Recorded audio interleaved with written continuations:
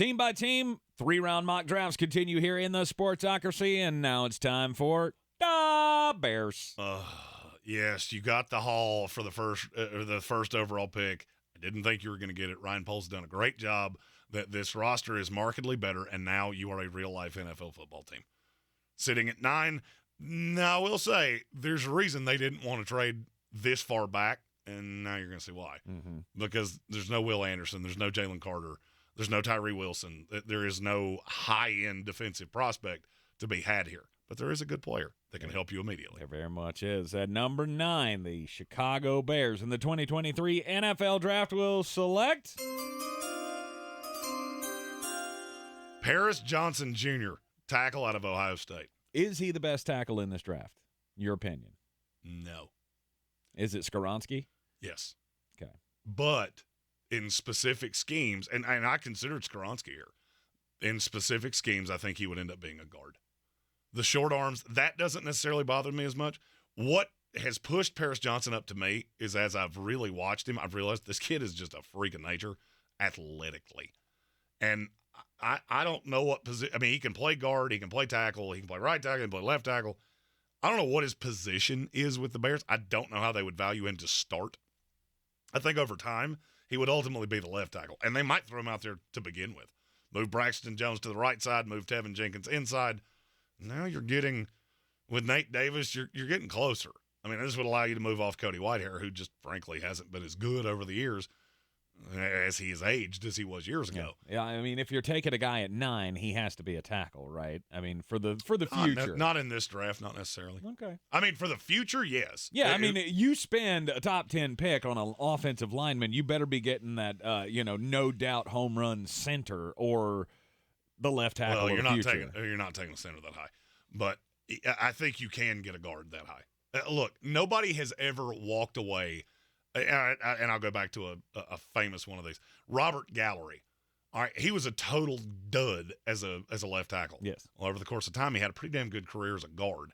I don't think the teams that had him later in life went, well, he sucks because he went forward. He's not. No, he's a damn good guard as time went on. Mm-hmm. And that's why he's not looked at as one of those historic busts. I don't give a damn where you're drafted. I don't give a damn where you play. I got 22 spots that I have to fill out every Sunday.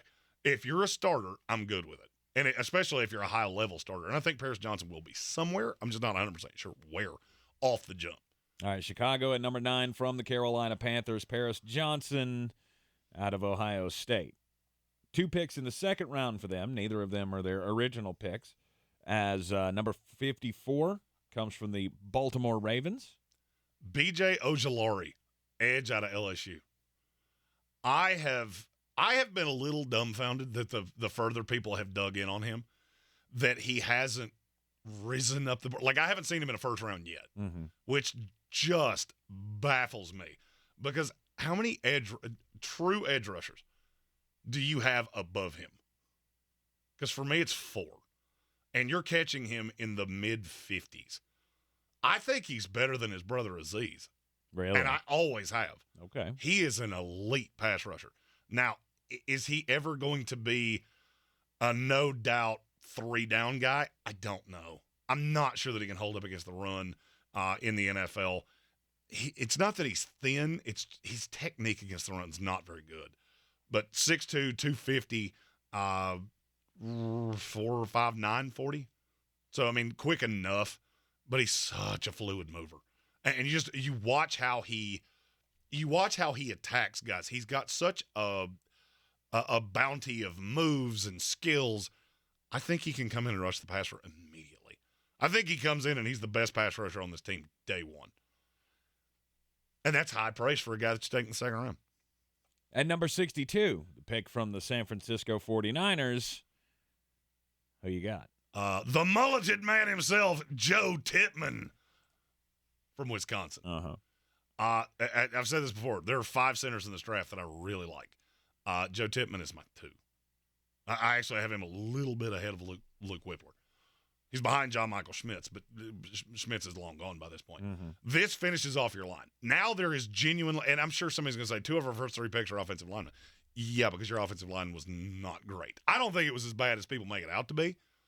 I think Justin Fields does a lot of this. And Tippmann can come in and play right away. He's one of the most pro-ready prospects in this entire draft. And now there are no excuses. All right, I don't want to hear we didn't have any weapons. Well, you do now. Oh, our offensive line sucked. Well, it doesn't now.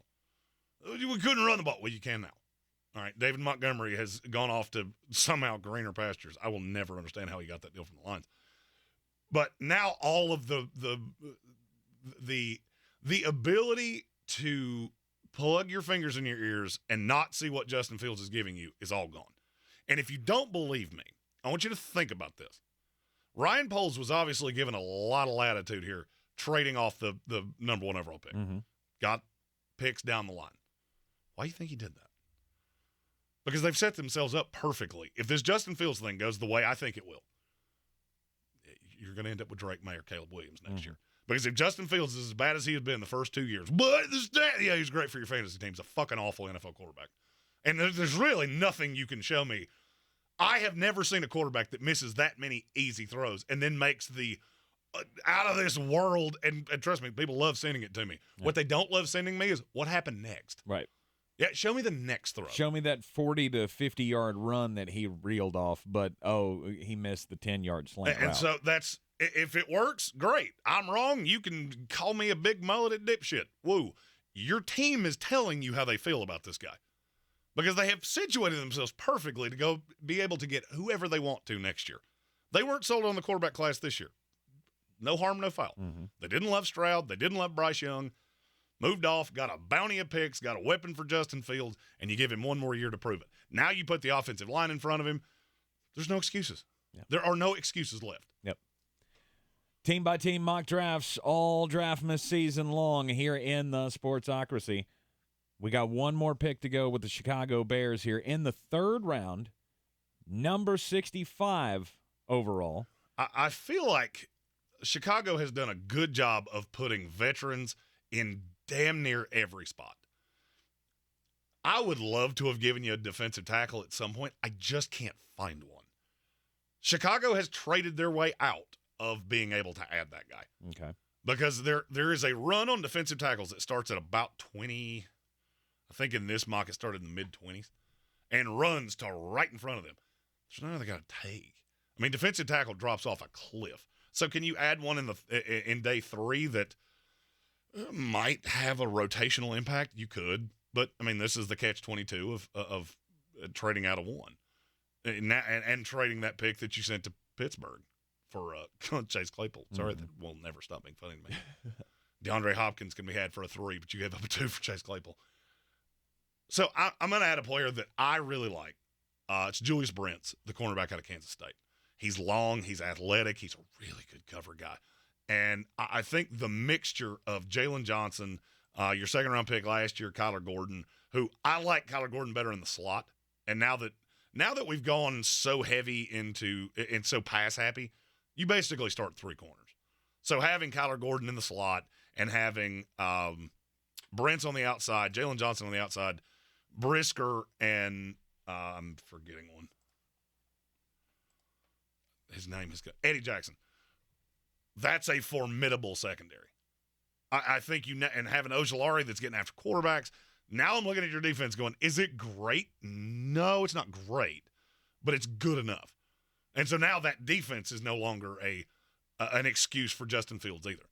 So, I mean, for me, this is an A-plus draft. You add 4 talented day 1 starters, and this roster is drastically better than it was.